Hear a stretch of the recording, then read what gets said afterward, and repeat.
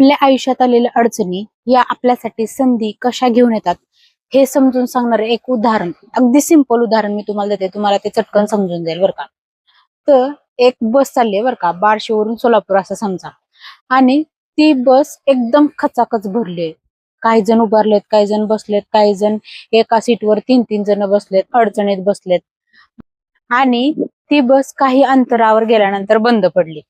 आणि कंडक्टरने असं सांगितलं की ही बस बंद पडलीये, तर याची रिप्लेसमेंट म्हणून दुसरी बस येणार आहे, तुम्हाला त्या बसमध्ये शिफ्ट व्हायचंय. मग ज्यांना चांगली जागा भेटली त्यांना दुःख होईल का, तर याला चांगली जागा भेटली होती, आता एवढ्या गर्दीतून आता आपल्याला पुढच्या बसमध्ये कशी जागा भेटते कोण जाणे. पण जे उभारलेत, अडचणीत आहेत, त्यांना आनंद होईल आणि ते चटकन असं विचार करतील, बरं झालं बाबा ही गाडी बंद पडली, का तर मला आता दुसऱ्या बसमध्ये चांगल्या जागेवर बसता येईल, त्यामुळे मी चटकन आता या बसमधून उतरून त्या बसमध्ये एकदम चांगल्या जागेवर बसेल. तर यावेळी जे उभारलेले आहेत, अडचणीत आहेत, त्या विचार करत बसले का की आता मी तो उभारलोय, कशाला अजून ही बस बंद पडली, लवकर जायचं, मला उशीरच होतोय. तर त्यांनी अडचणीत असताना मला आता चांगली संधी भेटली दुसऱ्या बसमध्ये जाण्याची आणि चांगली जागा मिळवण्याची संधी मला भेटली असा त्यांनी विचार केला. सेम टू सेम आपल्या आयुष्यात पण असं असतं.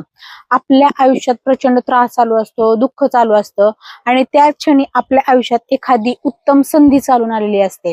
पण आपण त्या संधीकडे दुर्लक्ष करतो आणि आपल्या आयुष्यात जो काही त्रास चालू ना त्यालाच कवटाळून बसतो. आपल्या आजूबाजूच्या माणसांना दोष देतो, देवाला दोष देतो.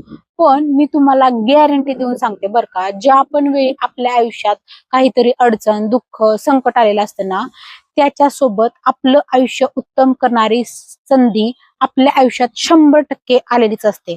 मग काय करायचंय, तर ज्या पण वेळी आपल्या आयुष्यात अडचणी, दुःख, संकट, त्रास येईल ना, तर त्या दुःखाला, त्या त्रासाला, त्या अडचणीला कवटाळून न बसता, त्याच्यामध्येच गुंतून न राहता, आपल्या आयुष्यात काय चांगलंय किंवा काय संधी चालून आलीये याकडे लक्ष द्यायचं. मी तुम्हाला 100% खात्री देते की तुम्हाला तुमचं आयुष्य उत्तम करणारी संधी मिळेल.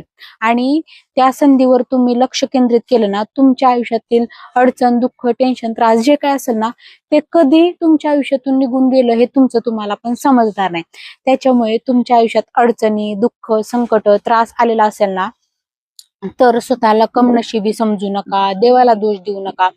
तर तुम्ही एक उत्तम व्यक्ती आहात आणि तुम्हाला आणखीन उत्तम करण्यासाठी ती संधी, ती अडचण, ती संधी तुमच्या आयुष्यात आली आहे आणि त्या संधीचं सोनं करण्यासाठी तुम्हाला त्या संधीतून जाऊन तुमचं आयुष्य उत्तम करायचंय.